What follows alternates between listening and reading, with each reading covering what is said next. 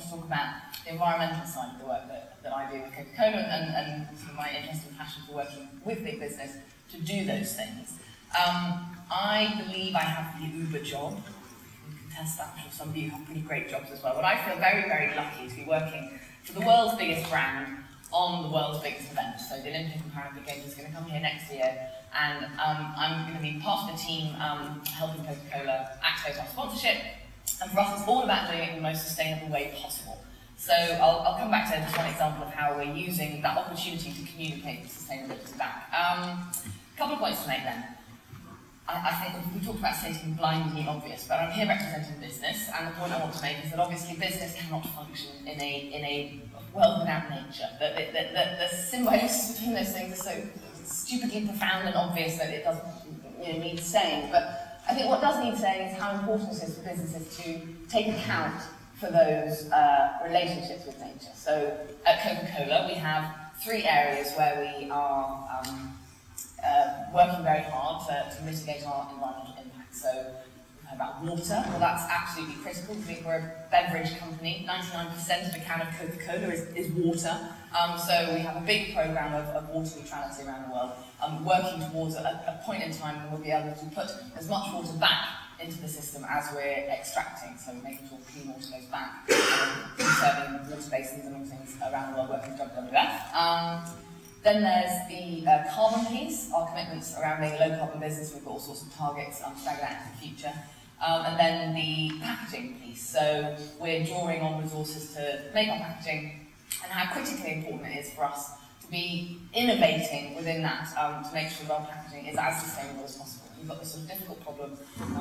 You need something to carry the beverage around, and you can't just hand people some Coke in our cupped hands. So it's really critically important that we get that right and that we're out there in the front innovating there. And one technology we recently announced was this plant bottle, where we're using byproducts of the sugar industry. We're taking the waste materials from that and using it as one of the components of PET plastic. So it turns into a completely recyclable bottle, but part of its material is coming from a renewable source. And this is such a step forward in thinking about how a business can move towards being truly sustainable. We're not there yet.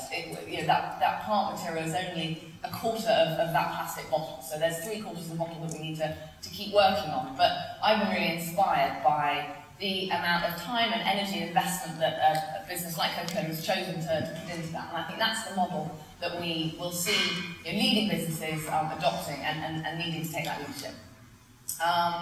So without nature, business won't exist. Very important that we account for our impacts. Very important that we take action. So the accounting and carbon footprinting, I'm doing a big piece of work on our London 2012 project, making sure that we're counting every gram of carbon. That accounting piece is so important. Business has to be public, be held to account, report annually. So my final point then, the customer is always right. And there's sort of 2 sides to that. One, an organisation like Coca-Cola, we're very good at communicating with people. That's what we do. We're a huge, great marketing organisation. We help sell products, and that's the business model. That's how we function in this capitalist society.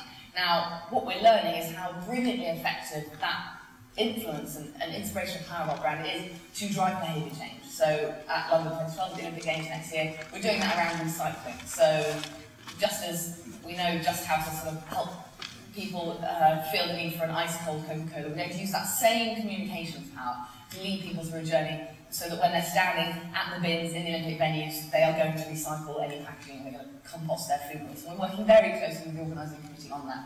And I don't have time to talk about the details of that, but that, for me, is why I think we've got the Uber job, is being able to unleash the power of a brand like Coca-Cola to impact consumer behaviour change. Is just, I mean, that's just magnificent. I'm very, very excited about that. So my final point, and we're going to come back and talk about the government white paper and natural choice later on today, but one point that really stood out for me, the value of natural capital is not fully captured in the prices that customers pay. Now, we know that, we have heard about that. For me, there's something there that I really like to get into, because who's going to pick up that cost? Because does business take that cost? So does government tax, and then business takes that hit, but business is always going to pass that on to the customer, and then the customer doesn't buy and the business suffers, and people don't vote for government that puts on those taxes. So you're in this really complicated bind. So there is a problem. We're not paying the full cost of the goods that we use. I'm curious, I'd be interested in views and how we fix that problem, because how do we put that in without harming the economy more than we already have? How do we deal with that now, when we need to deal with it, rather than just facing the rising costs that we're seeing happening anyway? So I think that, for me, is the key critical thing we need to fix.